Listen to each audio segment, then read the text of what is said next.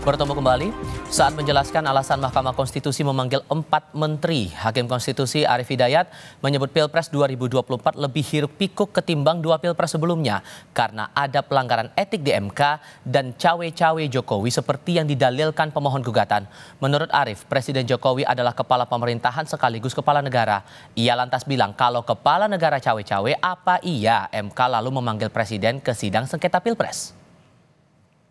Yang terutama mendapat perhatian yang sangat luas dan kemudian didalilkan oleh pemohon itu cawe-cawenya kepala negara. Nah, cawe-cawenya kepala negara ini Mahkamah sebetulnya juga kita memanggil kepala negara Presiden Republik Indonesia. Kelihatannya kan kurang elok.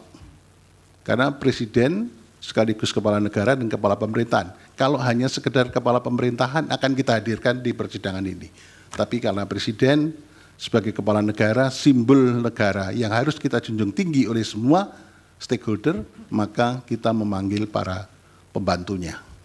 Dan pembantunya ini yang berkaitan dengan dalil pemohon.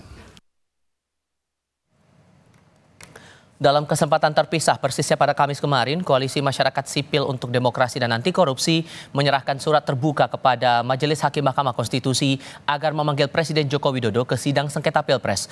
Koalisi itu mendesak MK segera menghadirkan Presiden Jokowi serta 8 menteri dan pimpinan lembaga negara untuk mendalami peran Jokowi dalam memengaruhi proses penyelenggaraan pemilu, baik terkait penyaluran bansos, pengerahan ASN, penunjukan pejabat pelaksana kepala daerah, hingga ketidaknetralan aparat.